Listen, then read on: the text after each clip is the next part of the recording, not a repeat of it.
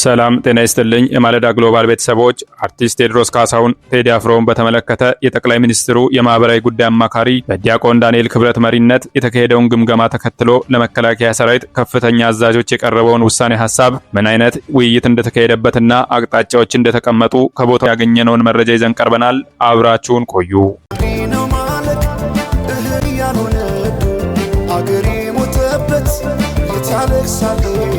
በአርቲስት ቴዎድሮስ ካሳሁን ቴዲ አፍሮ ጉዳይ የመከላከያ ሰራዊት ከፍተኛ አዛዦች ሚስጥራዊ ስብሰባ ማድረጋቸው ተሰማ።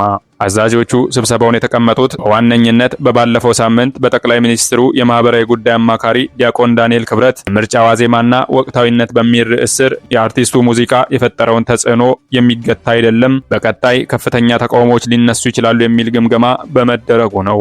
አርቲስቱንና ዙሪያው ላይ ያሉትን ሰዎች በማዋከብ የህዝቡን ሙቀት ለመለካት የተሞከረ ሲሆን የተቃውሞ ስጋት አለ የሚል ድምዳሜ ላይ ተደርሷል።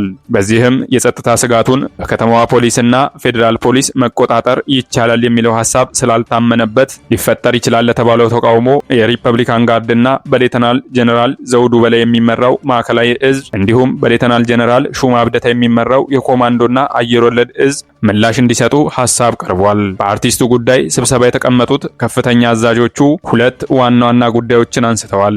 አርቲስቱን በቁጥጥር ስር ማዋልና ሊፈጠር ይችላል ለተባለው ህዝባዊ ተቃውሞ የኃይል እርምጃ መውሰድ እንዲሁም አርቲስቱን ለጊዜው ትቶ ለተቃውሞ ቅድመ መከላከል መስራትና አቅም በማሳጣት እርምጃ መውሰድ የሚሉ ናቸው። በዚህ መካከል ጉዳዩን መተው የሚል ሀሳብ የቀረበ ሲሆን በአንዳንድ የኦህዴድ አመራሮችና በተለይም ከጠቅላይ ሚኒስትሩ በኩል የተላለፉ የብስጭት ትዕዛዞች የአርቲስቱን መታሰር ግዴታ እንዲሆን አድርጎታል። አርቲስቱ የጠቅላይ ሚኒስትሩን ትዕዛዞችና ፍላጎቶች አለመቀበሉ በጠቅላይ ሚኒስትሩ በኩል ጥርስ አስነክሶበታል።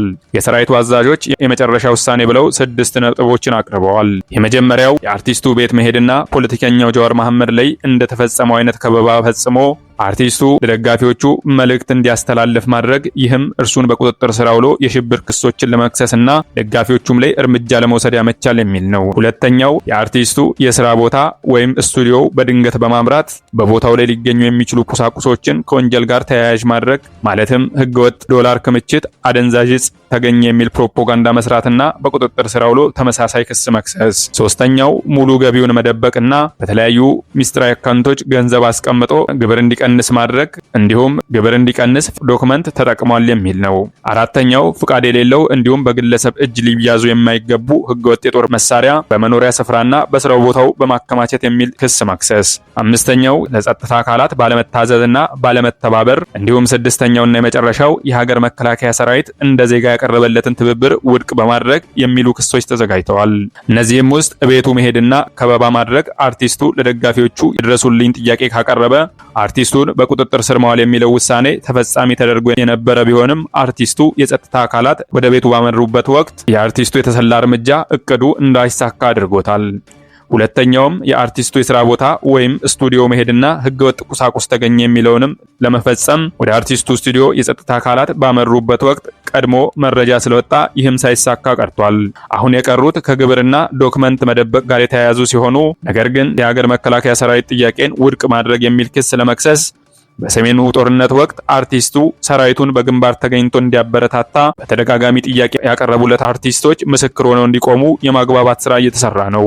አሁን ላይ ለቀጣይ እርምጃ ውጥረቱን ጋብ ማድረግ ያስፈለገ ሲሆን ለዚህም የጀርመን ድምጽ ያረጋገጠውን የአርቲስቱን ማኔጀሮችና ስቱዲዮ ሰበራና ዘረፋ ውሸት ነው የሚል ማስተባበያ የፌዴራል ፖሊስ እንዲሰጥ ተደርጓል። የፌዴራል ፖሊስ በሰጠው መግለጫ በምንም መልኩ ከአርቲስቱ ጋር የሚገናኝ የወንጀል ምርመራ ስራ የለንም፣ አልሰራንም፣ እሱ ላይ የቀረበ ጥቆማም የለም፣ እሱ የኛ ተጠርጣሪ አይደለም ብለዋል። የወንጀል ምርመራ ጠቅላይ መምሪያ የወንጀል ምርመራ ኦፕሬሽን ዋና መምሪያ ኃላፊ ምክትል ኮሚሽነር ሙሊሳ አብዲሳ ፌዴራል ፖሊስ እንዲህ አይነት ውንብድና አይሰራም፣ ስብዕናውም አይደለም፣ የሚሰራው በህግና በህግ ብቻ ነው ብለዋል። ህግን ጥሶ ከተገኘ እንደማንም ሰው ሊጠየቅ የሚችል ዜጋ እስከሆነ ድረስ ያሉት አቶ ሙሊሳ በአሁኑ ጊዜ ከሱ ጋር የሚያገናኝ ምንም አይነት ምርመራ ስራ አልሰራንም ብለዋል። ምክትል ኮሚሽነር ሙሊሳ አብዲሳ ከተናገሩት ሊሰመርበትና ለወደፊቱ አርቲስቱን ለማሰር አመላካች የሚሆነው መልሳቸው ሕግ ጥሶ ከተገኘ እንደ ማንኛውም ሰው ይጠየቃል የሚለው ንግግራቸው ነው። ይህም ሕግ ጥሷል ያልነውና ያደረግነው የሚል ክስ ለማቅረብ የተሰጠ ንግግር አድርገን ወስደነዋል። የማለዳ ግሎባል ቤተሰቦች አርቲስት ቴዲ አፍሮን በተመለከተ በአዲስ አበባ ከንቲባ ቢሮ እንዲሁም በፌዴራል ፖሊስ ባሉን መረጃ ምንጮች ያገኘነውን መረጃዎች አካፈልናችሁ። በቀጣይም ሚስጥራዊ መረጃዎች እንዲደርሷችሁ ቻናሉን ሰብስክራይብ ማድረግና አስተያየታችሁን ማስፈራት ዘንጉ። ቸርን ሰንብት።